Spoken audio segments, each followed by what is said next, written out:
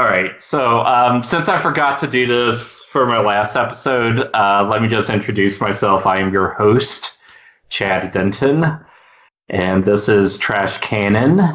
For today's episode, we're talking about Ice Cream Man, which I guess fits with the theme of Thanksgiving because it's food, I guess. Anyway. Sure. And I am delighted to have my guest, a fellow B-movie podcaster, Chris Dobson. Hi, thanks for having me on. Yeah, it's a pleasure. I'm so glad to have a crossover event. Yeah, Chris is the co-host of Your Stupid Minds. Yep, we've got over 150 episodes. We've been going for a long time. Yes, and I have been a fan for quite some time, and so two obscure B-movie podcasters are coming at you with perhaps the greatest film in Clint Howard oeuvre. Yeah, and our podcast, I think we've done 2 Clint Howard movies in the past, maybe 3. Because we did House of the Dead and The Grinch. I know we've done at least 2. I saw your House of the Dead episode. I always forget that he was in that. Yep. But there might be a third one. I can't remember. He's in a lot of crap, and also Ron Howard's films. Yes.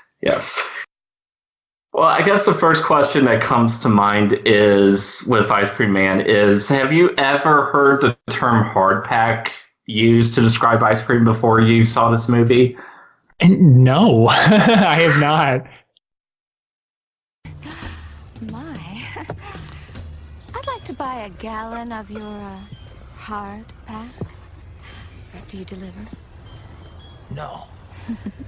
Is that a real industry term? I'm not an ice cream expert. Well, yeah, because I was wondering if it was just a term invented for the movie so that they could have that pun with Andrea Evans where she says, "Ooh, I would like a hard pack, please."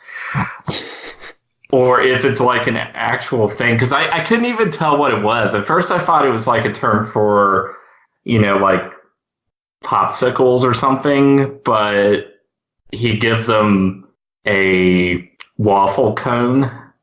So yeah. Was it a particular kind of ice cream? I have no idea what she was talking about.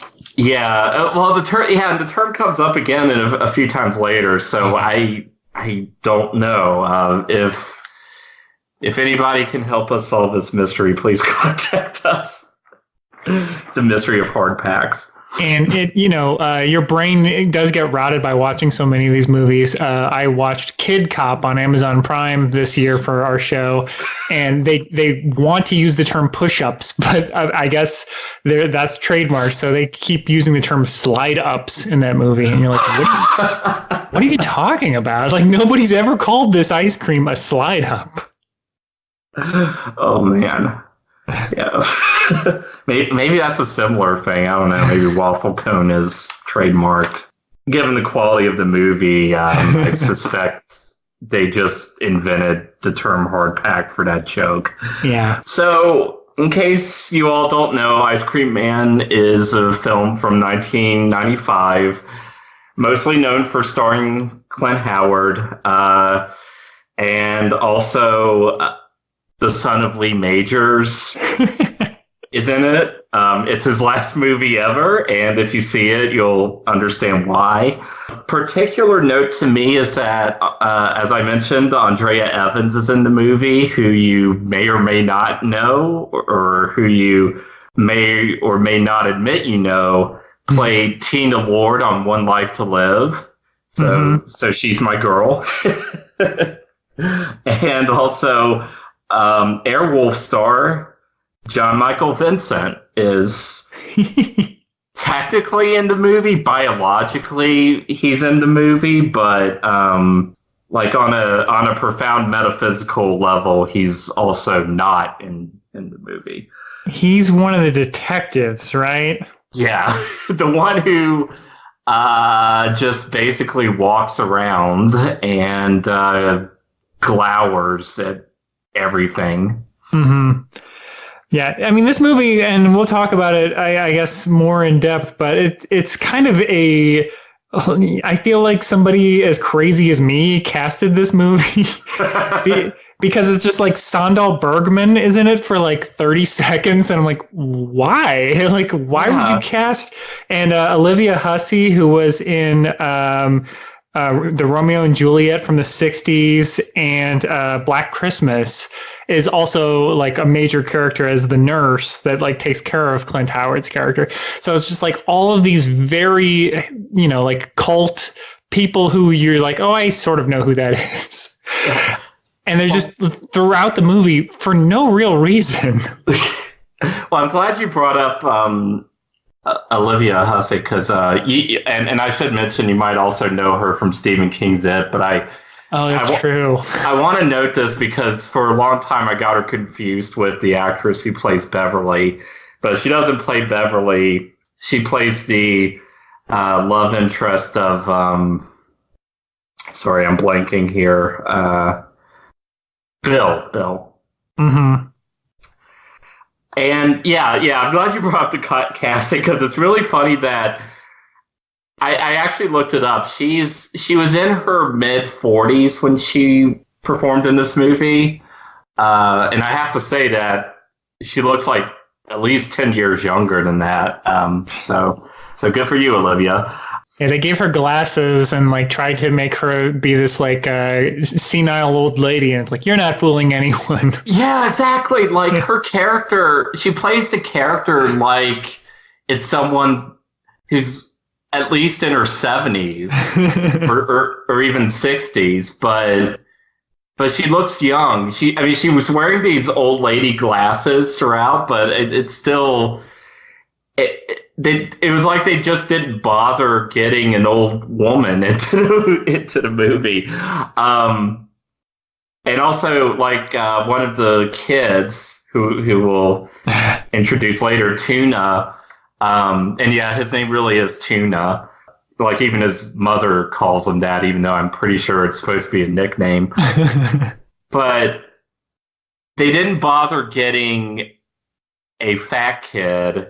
So they just put him in, I guess, a fat suit, or he has like cushions strapped to his stomach or something. Yeah, it wasn't clear to me what was going on with him because he did not look regularly fat. Like it was very strange because it was all. It would make sense if it was like padding. I thought he was just wearing a lot of shirts.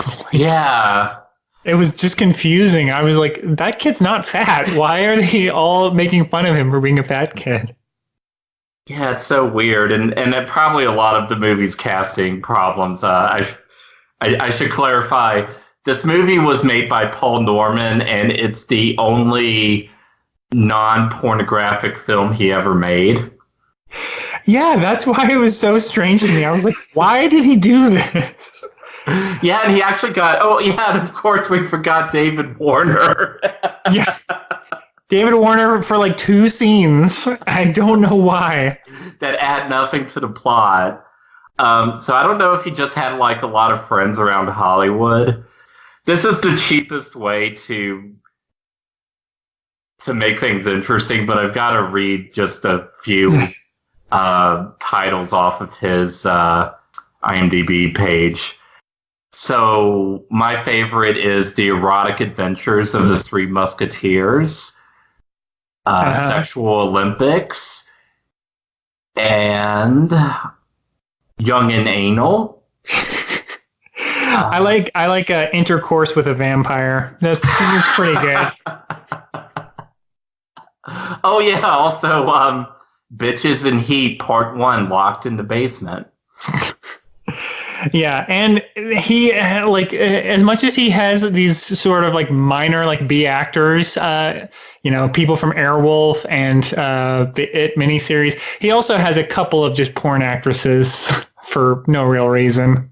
Yeah. If this movie sounds interesting to you folks at home at all, you've got to track down. I think it's on YouTube. I'm not 100% sure, but the interview that Joe Bob Briggs had with Clint Howard, where he talks about like how all the extras were porn actors and all the minor characters were played by people from the industry, as Clint Howard puts it.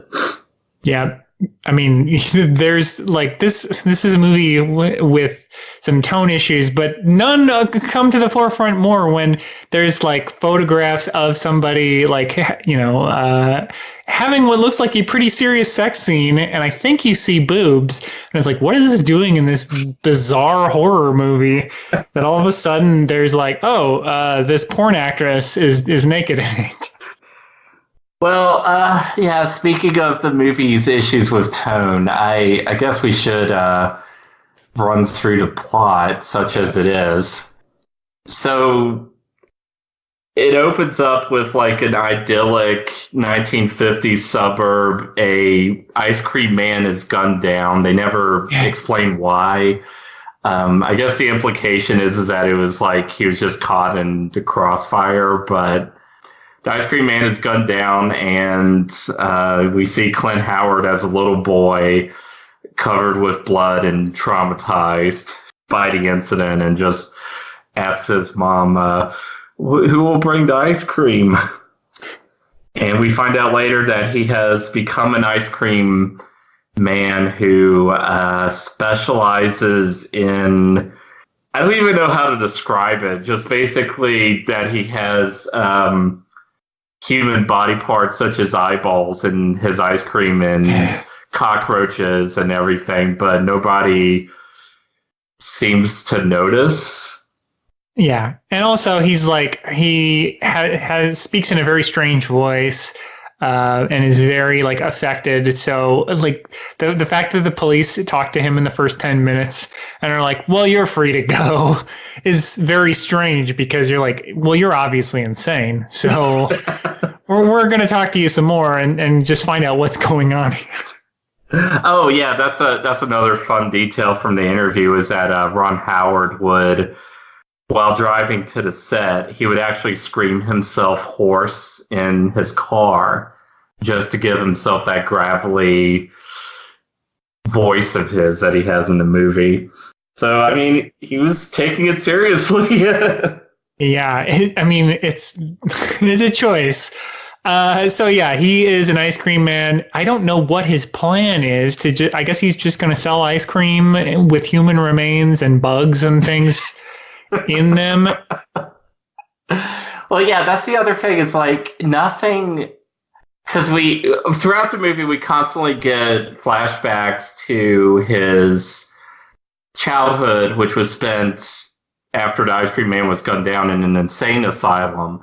And it was like an insane asylum that had a philosophy of suppressing your emotions and acting like every day is a happy day. And, that theme just gets hammered into the audience, but nothing he actually does kind of matches that psychosis, Mm-hmm.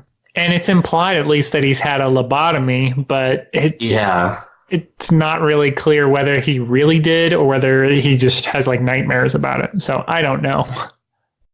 Yeah, because nothing he does makes sense, especially with we'll get to Andrea Evans' role, but first I think we should talk about the fact that the movie kind of doesn't really have a protagonist unless the ice cream man is the protagonist. Yeah, I mean, there's like, 3 or 4 basically replaceable children. The girl, the fat guy, the blonde boy, and the dark-haired boy. Yeah, I can only remember the name of Small Paul, but and Tuna.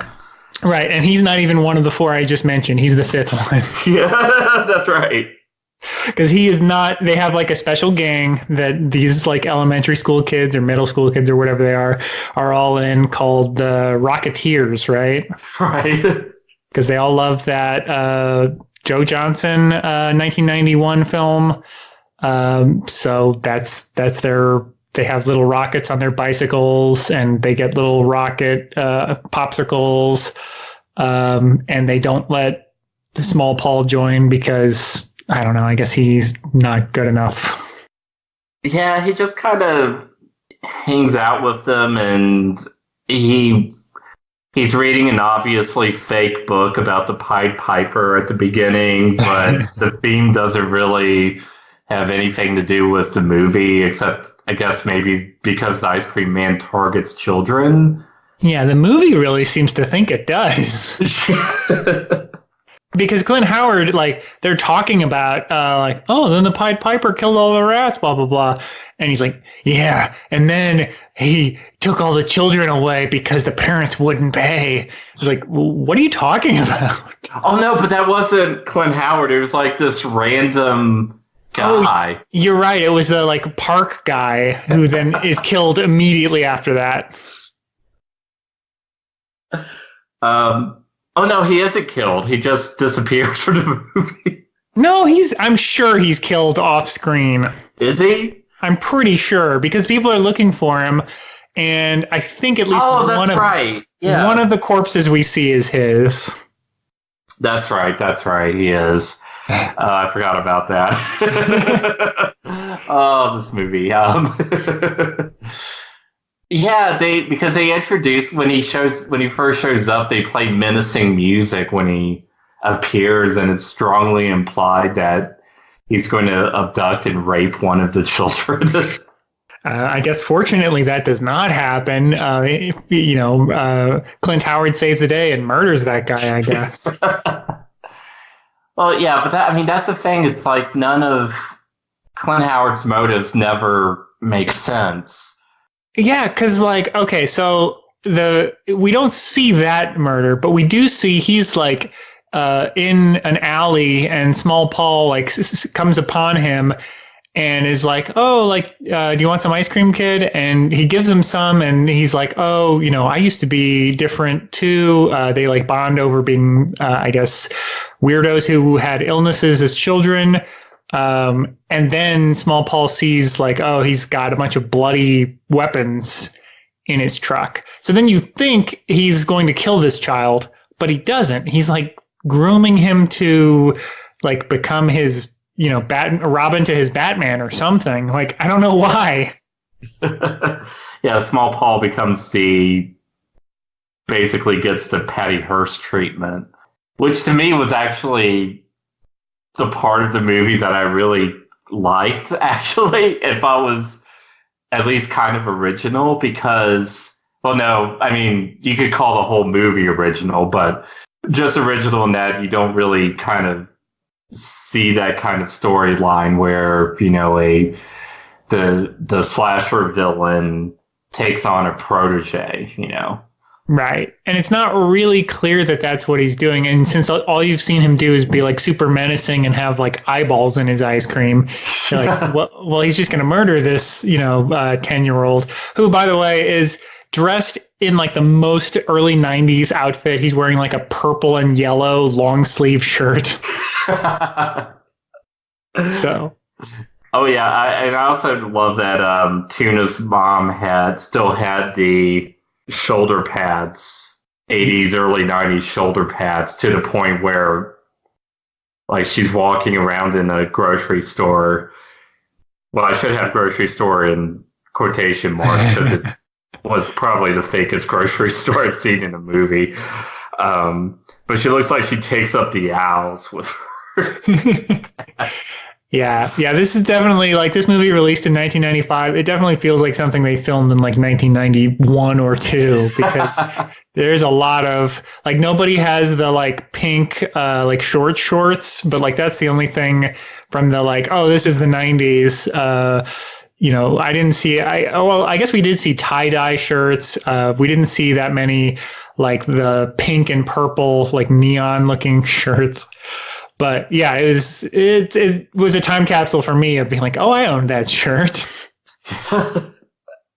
Yeah, definitely. Oh, and I completely skipped over our second group of protagonists who don't really affect the plot at all, but I don't know. They were kind of an interesting part of the movie for me. But the two cops, played by Lee Majors II and John Michael Vincent, I don't know if it was bad writing or a deliberate joke, but like from the very beginning, they're depicted in the worst way possible. So Lee Majors II is kind of set up to be like the dashing, handsome cop, but one of the first things he does is offer an ice cream cone to this woman who's missing her child because Ice Cream Man also kidnapped him. Yeah, it's very strange. Yeah, and then they have that conversation with the Ice Cream Man where I feel like in real life they would be like, we're going to have to get a warrant and come back here, Ice Cream Man, in like 30 minutes. Because you are being like beyond a reasonable level of creepy. And that's also when he serves one of the cops an eyeball. Yeah, nobody ever... I guess we're supposed to think that people think the ice cream is good because they never say anything and they seem to enjoy it, and they never, say, "Oh, this ice cream tastes kind of meaty." Yeah, well, this is a Baskin and Robbins world, so just having any kind of mix in like a Cold Stone style, thing, even if it's bugs and human remains, you're like, oh, that's good. That's true. So yeah, it's and then there's also what's that? The older brother he's been in some stuff, but he's like wants to be a police officer, and so he is also sort of a protagonist, but not really. Yeah, he's set up as kind of an asshole because he acts less mature than his brother, who's 10.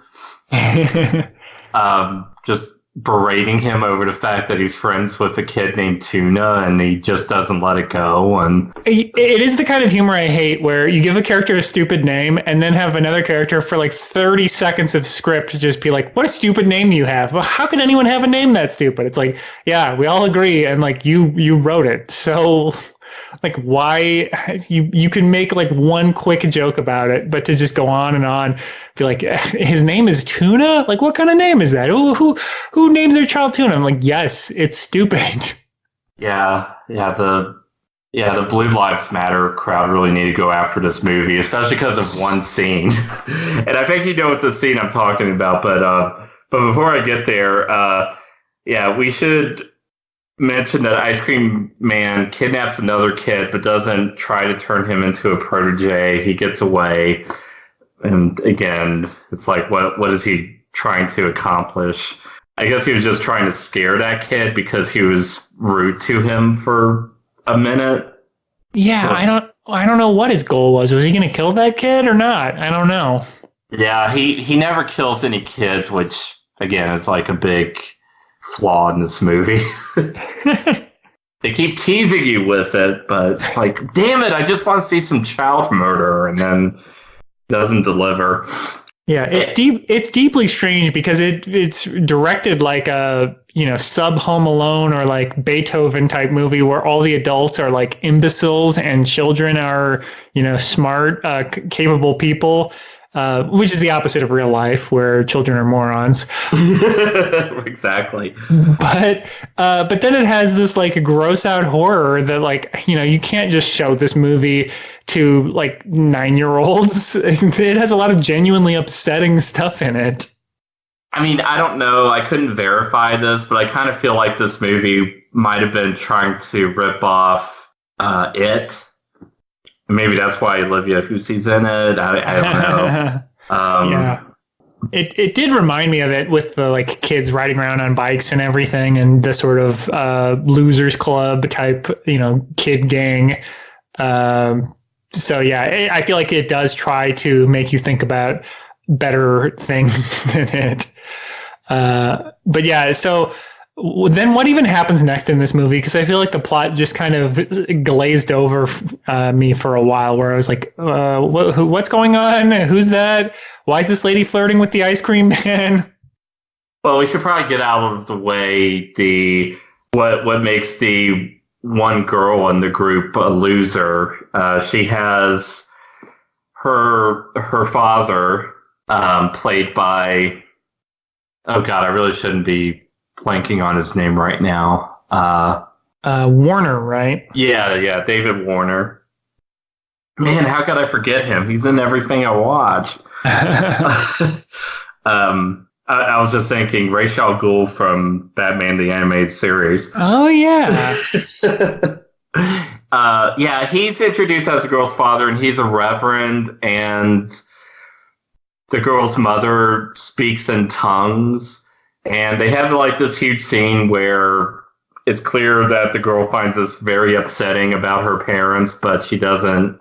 It never becomes a subplot. It's never brought up again, which I think kind of supports your Losers Club theory that, you know, they wanted to show that everybody had like these problems, like Tuna's parents, their marriage is falling apart because the dad, who was the star of American Werewolf in London, falling on very hard times, is having an affair with Andrea Evans and, you know, all this stuff, but it's never really made into any kind of plot or really gives the kids any kind of character arc like in it. You know, it's just, hey, these kids have screwed up parents. Yeah, and it's very clumsy in the way, like, it doesn't connect the kids to any, like, the kids don't have these scenes. It's just scenes of like the, you know, being like, oh, you were, you know, with this other woman. And he's like, no, I just work all the time. You know, it's like the Tuna doesn't really have anything to do with this scene. Yeah, because they just kind of show up at his dad's office and they don't do anything except talk to him while he's on the phone with Andrea Evans. Right. And then they leave and it's like, oh, okay, I guess I guess I was just to establish that the dad's sleeping with Andrea, even though that whole plot is resolved in 2 scenes. Yeah. And she, I mean, I guess she's just a homewrecker because she sees the ice cream man and like flirts with him again, even though he looks like Clint Howard. Yeah. I mean, Andrea Evans is a very attractive woman. When you just see her with him, it's like, oh, yeah, because she's a slut, I guess. She'll just sleep with anybody, even a physically unattractive ice cream man who acts weird. Yeah, it's very strange that she's like, oh, like, do you have the whatever hard attack? Yeah. Yeah, it's just like, why? Oh, first of all, like, what are you doing, lady? Like, I've never seen, like, she's wearing this, like, you know, she's not dressed like a mom at all. She's just showing up to buy ice cream from an ice cream truck. Like, I've never seen, you know, like, I have seen adults with their kid buy ice cream, but I've never seen just an adult being like, oh, 1 ice cream, please. Oh, she breaks in line, too. Yeah. It's just like, oh, I don't have children. I'm just here for the Teenage Mutant Ninja Turtles ice cream bar. Yeah, I think she's in a dressing gown or something. Yeah, exactly. Where you're like, what? Why are you dressed like this? Where are your children if you're ordering ice cream from a truck? And of course, she is murdered for, I guess, because she gave the ice cream man her address. I don't. Again, this goes back to what the hell is Clint Howard's motivation? Because he knows that he sees the dad, decapitates him, puts his head on a giant waffle cone, which honestly is kind of the best scene in the movie. Yeah, it's pretty funny. He goes in while Andrea Evans' back is turned, and she turns around and starts screaming, and he tries to shush her. And when that doesn't work, he kills her. So I don't know if he was trying to, if he thought she would like being given the decapitated head of her lover, or what was going on. I don't know. Yeah, and again, like, you know, this is a porn director shooting it, so I guess it makes sense. But like, she's about to like slip out of her robe, and then she knows the ice cream man is there because she's like, "Oh, we'll have to trade recipes." It's like, what are you talking about? There's a strange man in your house. Like, even if you don't know he's murdered the guy you're having an affair with, why are you so like, "Oh, I'm up for whatever"? Right. And I mean, if the ice cream man's motive is to make sure everybody's happy, and like he somehow finds out that the dad's having this affair, and it kind of messes with his sense of everyone needs to be happy, you know, and he kills them to punish them, like that would make sense, but none of this is made clear at all. Like, as far as you know, he actually is going in to take Andrea Evans up on her offer of having sex with him. Yeah, it's very unclear. We don't get a lot. I mean, all we get is those flashbacks to like the mental institution as sort of a hint about like what the hell is his motivation or problem. Because this movie. You know, it's a fun, silly movie, but its depiction of mental health is maybe not the best. So yeah, we gotta get to that. But first, I do want to say that I think next to Clint Howard, Andrea Evans' performance is my favorite in the movie. I mean, I don't say that just because I was a One Life to Live fan, and I'm still angry that it was canceled to make way for a crappy cooking show. Not just because of that, but like Andrea Evans was given like this horrible sexist role where, you know, she just sleeps with everybody, even people who don't show her any interest, you know. And I think she kind of just, I don't know, I just like the scene where she goes up there and the kids are making fun of her, and she just sort of gives like this condescending laugh and pats one of them on the head. I just kind of like that scene. I kind of feel like she not exactly transcended the one-dimensional role, but she kind of ran with it. So yeah, I mean, I don't know. It's hard to pick, you know, like your favorite character actor who's in like 30 seconds of this movie. Yeah, exactly. I mean, because there really aren't any. I mean, there's barely a plot, but like you think that like all these subplots are being introduced, but they just turn out to be one or two scenes long, you know? Yeah, like we find out that the Reverend's wife like speaks in tongues and like there's something weird about them. But then when his daughter is not home and the police are like, "Oh, you know, we heard from this boy that your daughter is not home," like he checks on her, you know, at her bed and she's not there. And then he just lies to the police and then he's not in the movie anymore. Yeah. And the wife only shows up for that one scene. Yeah, it's just like, what, why he's this like sinister, you know, he has this sort of sinister moment where, I mean, I guess partially because he's David Warner. So I just assume he's like in on some sort of corrupt scheme, but then like he doesn't factor into any of the larger stuff at all. Well, and even when Tuna's dad is murdered, there's no reaction to it at all. And it's never even mentioned again. Yeah, it's like, well, Dad's dead. or when the brother is killed later in the movie, there's no reaction to that either. So I don't know if it's just really bad writing, or maybe the movie's been cut and we need to have like #release. Yes, I need the 2.5 hour version of this. The like hour they cut. Release the Norman cut, the full 3 hour director's cut. Ice cream man. Yeah. There would be scenes, you know, with David Warner explaining what he's doing. More scenes with Andrea Evans. Probably more scenes with Olivia Hussey, like explaining what her, like, you know, how did she end up crazy and in this town. Yeah. Because that's never really explained that she's like lost her mind, I guess. Another point for this movie depicting mental illness. But so basically the kids know what the ice cream man is up to. They confront him, and Clint Howard gives one of my favorite lines. You can't run from the ice cream man, which is a definite horror classic line.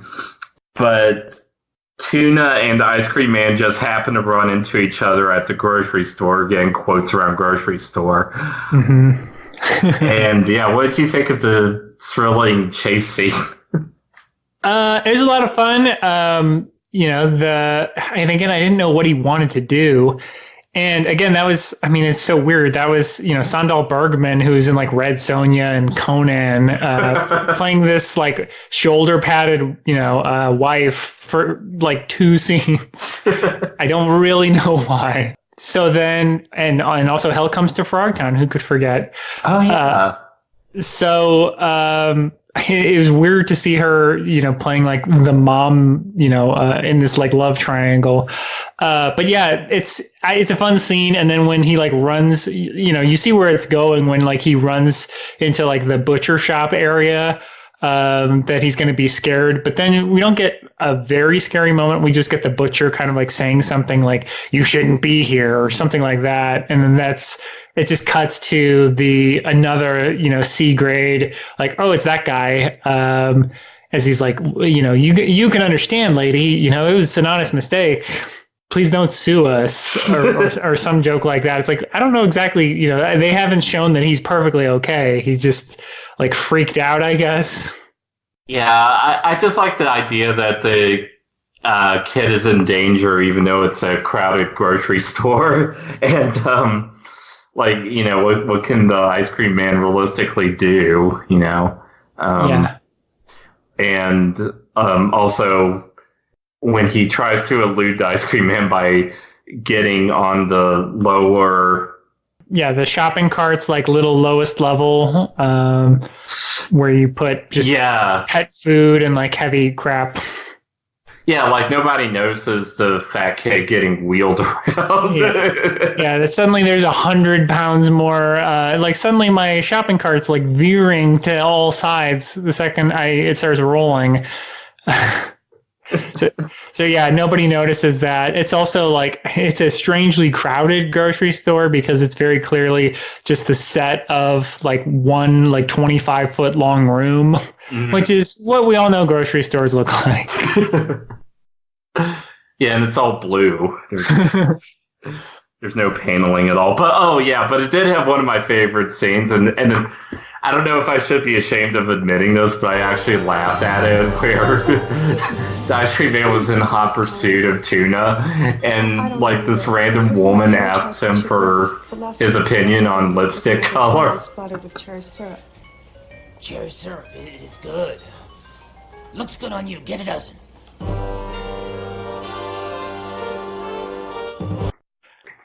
Yeah, it does. Like it would be. I feel like it would be a better joke if you didn't have whatever, porn actress delivering the line. Yeah, but it's still pretty funny. But yeah, after that, yeah, we can talk about talk about the mental illness because there really isn't anything else to talk about except when the cops show up at the asylum, because like the kids try to do stuff, but it's ineffective. The cops try to do stuff, but it's ineffective. But the cops do, and this kind of goes along with. I mean, people might think I'm joking about like the movie having an anti-Blue Lives Matter message, but I mean the cops are just depicted horribly when Tuna tells his mom what's going on, and presumably the mom calls the cops, and they show up at the ice cream man's I guess his lair. That's the only way to describe it. And they just like wreck up the entire place for no reason. Which is so weird because they find nothing, but I guess they don't search his van, which at the very least would be full of like bugs and stuff and mice. And I feel like they would shut him down for that. But instead, they're just like, well, there's nothing in the one place we searched. And then like you find out that Small Paul is like in the building they were searching. Right. And all they did was just like throw all of his cooking ingredients on the floor and like bashed his equipment around for no reason. And when you hear all the bashing going on, you have Lee Majors standing outside going, "Looks like we're missing all the fun." It's like, what the hell is this? What the hell is this movie trying to say? Like, because it kind of made me think that maybe like the ice cream man is supposed to be kind of the protagonist, like it's supposed to be like a tragic anti-hero type thing. I don't know. Yeah, and I kind of thought that at some point when I saw that like he wasn't killing Small Paul, I was like, oh, maybe he thinks he's helping them somehow. But then it's like, not really. Like he's still trying to kill them later. He's just a crazy. He's just kill crazy basically. But it manages to trick all those cops when they wreck up his his ice cream lair, and he like the one time he's semi-human and not just like creepily giving like, oh, I'm going to murder you later type lines, is when they're like, sorry sir, and he's like, oh, are you sorry you didn't find anything, or are you sorry you wrecked my my business? Yeah. And it's like that line is supposed to give you sympathy for him, and and I mean, if we hadn't seen him kill the nurse's dog earlier, I mean, oh yeah, yeah, and he has a, I was really hoping it would come back later in the movie because it is kind of a cool idea that he just like grabs no, I don't know the name now that you said the push up. Mm-hmm. Right. Yeah. He has a push up with a blade hidden in it that he uses to kill the dog. Yeah, that was. I mean, it's sad that a dog gets killed for basically no reason. But yeah, then he's sympathetic with these cops, so it's all over the place. But yeah, so the cops, they're like, well, we don't know anything about this guy. We know this nurse used to work at this insane asylum. And then for some reason they decide to go there. I guess they also find out that he had been released from that asylum. And so they go there, and the warden or whatever is, very strange and ominous in the way he's talking to them. He's confirming that no one, like everyone has happy days here. But then he basically reveals that he is completely crazy, that he's actually some kind of inmate who thinks he's a doctor. And then a bunch of Resident Evil zombies come out as the mentally ill. And I guess the implication is like everybody that worked there went crazy, because we do see like one of the doctors from, or maybe it's just a attendant or something, but like we see one of them from the Ice Cream Man's flashback strapped to a gurney. Mm-hmm. And yeah, basically all the mentally ill people are just swarming on them like zombies. And the asylum itself just has like all of these quote unquote dark images, like a skull and bones and a bat spray painted on the walls. Yeah, it's it is bizarre to just have all this like dropped on you like an hour into the movie, and all of a sudden there's this surreal scene where zombie like people are trying, all sort of clawing at the detectives, and they're like, no one escapes the, what's it called again? I forget what the asylum's called. Wishing Well. Yeah, no one escapes the wishing well. And then they just leave. They're like, okay, bye. Well, that's what I kind of loved about it, because you could tell that Lee Majors was actually, sorry, I should call him Lee Majors II, just to avoid confusion. Not the Lee Majors, the lesser Lee Majors. is like actually trying to do like action movie stuff. Like he punches a few of them, and he actually looks scared at a few moments, while John Vincent is just casually strolling down the hallway, even though like all of these mental patients are on top of him. He just does not give a shit, and it is beautiful. Although now the first time I saw it, I thought he actually shot some of them, because when Lee Majors gets out, they show the corridors through the windows, and like you see the flash of a gun. The first time I saw it, I was like, "Oh my god, he's actually shooting them!" But I think he's supposed to be firing warning shots, because you kind of see like sparks coming off the ceiling. So I think that's what you're supposed to see, but I could definitely see watching this movie and thinking that, holy shit, this guy is just like shooting these people. Right. Well, they're zombies. So what do you want to do? Basically zombies, yeah. But then it gets really obvious, because then after he fires the shots, then he just strolls casually outside, even though 8 of the mental patients are right behind him, and he just like occasionally turns around and like points his gun at them, but then he turns around and then just like casually strolls toward the car again. Yeah, it's so strange. They have this scene, they're like, nobody can escape, and then they just escape. And it doesn't seem like they're ever really in danger of not escaping. No, definitely not, aside from like the few patients that Lee Majors punches, but I think they were just like getting in his way and not really attacking him. Yeah, it's not like they're like grabbing him or biting him or something. He's just punching people. But I just love the idea that this mental asylum has become completely run down. The patients can just leave whenever they want. Because I mean, you literally see them following the cops down to the parking lot, and just, okay. Yeah, it's just like, who is restocking the cafeteria every week? Like, how is this still working? Man, there's Reagan era budget cuts to mental health. They really do. Yeah. As far as I know, it might have been a commentary on that. Yeah, I don't think it was a commentary on much of anything other than like, this will be a weird scene to include. Yeah, and it just drags on, but I don't know, it's still kind of my favorite scene. I was gonna say it didn't drag on for me, because I was like, this is awesome. It's crazy that they introduced it an hour in, because it's like the best part.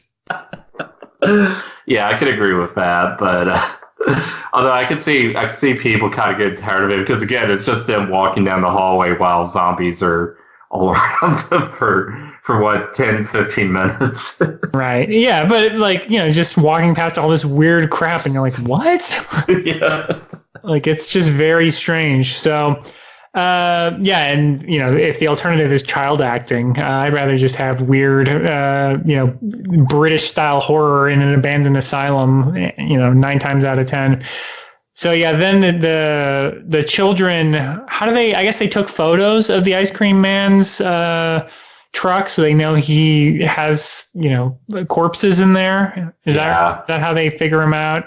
Yeah, they found the evidence, and they for some reason they take it to the wannabe cop brother, and they all go to, I don't know, for some reason they don't go to the actual cops, even though they have actual photo evidence, and they just go to the ice cream man's van, who I don't think we've established it, but like, yeah, he kind of lives in he has a van, but he also has this storefront that used to belong to the ice cream man who got shot in his childhood.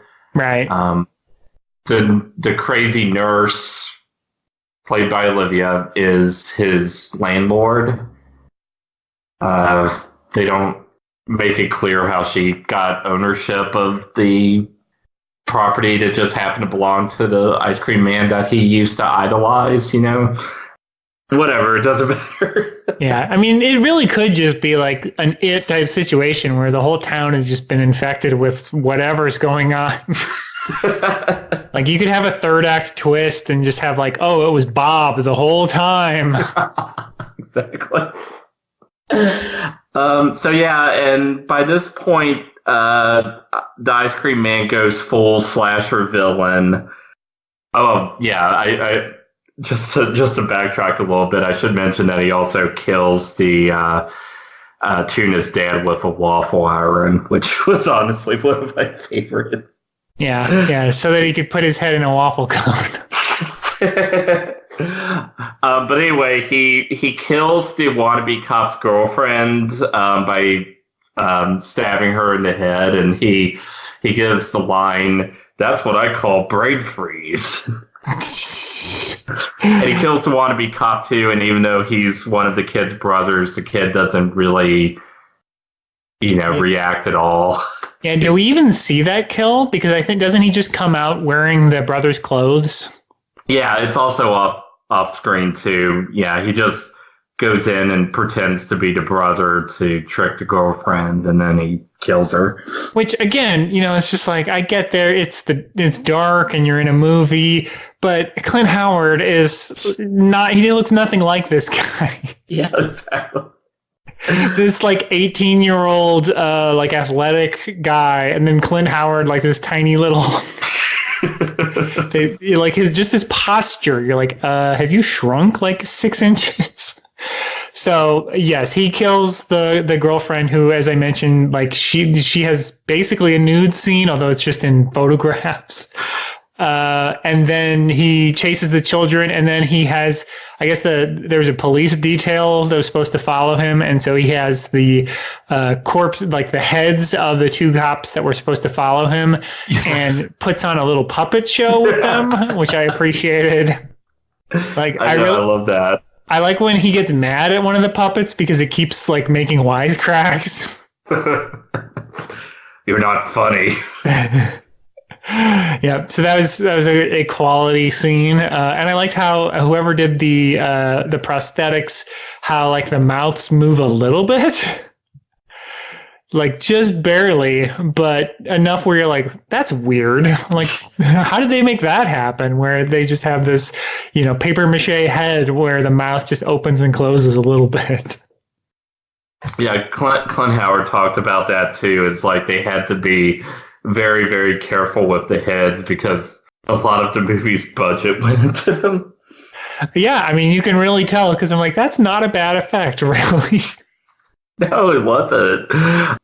And in the end, despite, I guess seeing Tuna in danger was the reason, but Small Paul turns on the Ice Cream Man and pushes him into this Thresher type machine. Yeah. That kills him. Yeah, he causes him to have like a psychic breakdown by like taking the picture of the dead Ice Cream Man and being like, "It's me," and he's like, "What? You're alive?" And then just stumbles into this like Thresher and dies. Yeah, and Small Paul, even though it's pretty clear that he broke out of his brainwashing by the Ice Cream Man, he ends up in an asylum, and it's heavily implied that he's going to grow up just like Clint Howard. Yes. With no clear motive or coherent psychosis.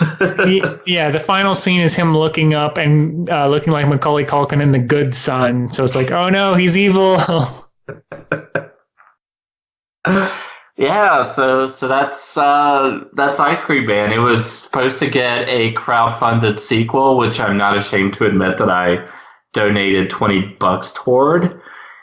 But unfortunately, it didn't raise enough money, so it's not going to happen. Oh man. Yeah. And the subtitle of the movie was going to be Sunday, Bloody Sunday. That's pretty good. Yeah. So sadly, but what did you think of the movie that we had, Chris? I enjoyed it. It takes a little while to get going. There is a lot. Like I mentioned, I watched a Kid Cop on Amazon Prime a few months ago, and it's better than that movie, which is not high praise, but it had similar issues where I'm like, I don't care about all this like family drama, like padding. Especially because it doesn't, like, the way you make that not completely irrelevant padding is you make it tie into the story somehow. Yeah. And the movie just forgot to do that. It forgot to be like, oh, like, I forgive you, blah, blah, blah. I'm sorry that I was a bad father. You just have one scene that explains something like that with, a parent who's still alive. To try to like connect this of like, oh, we aren't paying enough attention to our children. Who knows what kind of trouble they can get into, or just some stupid crap like that. But it was a lot of fun. Clint Howard, he just mugs like every scene he's in. He's just making crazy faces and doing this crazy voice. So it's a lot of fun with him as this slasher. It is, like an It or even like a Twin Peaks, like surreal in a way where you're like, what is this town? Like, what's wrong with everyone? and so I enjoyed that. It was a fun time. Yeah. Because I tell people that one of the reasons why I love B movies and why I'm doing this podcast is that with B movies, you don't get formula as often, or if you do get formula, it's in a really skewed, unnatural way. There's rarely something cookie cutter and predictable about it, and you could definitely say that about the Ice Cream Man, which is just like this weird mashup of three ninjas with a slasher movie. Right. Except you're supposed to sympathize with the slasher villain. It's just so utterly unlike any other movie out there. And I'd say that as a compliment. So I would definitely recommend this movie to be put on the trash canon. Would you agree, Chris? I would, yeah. I mean, you can definitely tell, like a studio, for better or worse, studio notes would be like, is he supposed to be sympathetic or not? Like, either make him scary or make him sympathetic, but like, why are we just wildly swinging back and forth and doing both? Yeah. Yeah, and I mean, Clint Howard is clearly having a lot of fun, and I think he took the role seriously because there actually is some... Not to say that the scenes are written well, but there actually is kind of something going on with his scenes where he's relating to Small Paul and just getting him to sympathize with his worldview. And like the scene where he's at the grave of the dead Ice Cream Man. I mean, it's actually pretty decent acting. So yeah, I think that not say that all the acting in the movie is great, but it's actually a pretty enjoyable movie if you can get past maybe like the first 15 or so minutes. So yeah, and you can tell, there's scenes, I can't think of any off the top of my head, but there's scenes where Clint Howard very clearly has like one line he's supposed to hit, and then the rest of us just like, wing it. And so he'll just say like the same variations of the exact same line like 4 times. And it's like, I guess that's fine. So it is fun to just see stuff like that where it's not, this like polished thing where everybody is bantering back and forth and is very clever. Like he's just like says the same thing, and when no one reacts to it, he's like says it in a slightly different way again.